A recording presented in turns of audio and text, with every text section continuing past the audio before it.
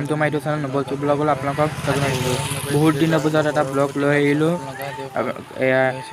কালি ঈদ হৈ গ'ল আৰু ঈদ বুলি ওচৰতে মানে আমি দুইটা যাবলৈ ওলাইছোঁ। ওচৰতে বসন্তীখন লৈ ওচৰত 3 দিনীয়া কাৰ্যসূচীৰে খেল আৰম্ভ হ'ব।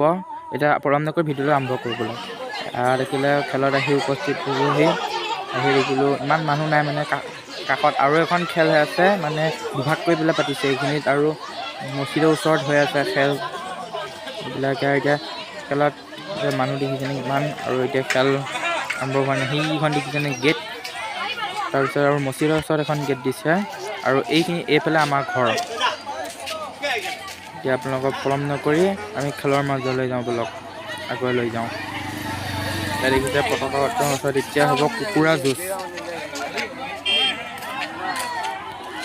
কুকুৰা যুঁজৰ কাৰণে মানুহ চাপিছে এতিয়া, মানে কোনে কোনে খেলে চবকে আগুৱাই আহিবলৈ দিছে প্ৰতিযোগীটি।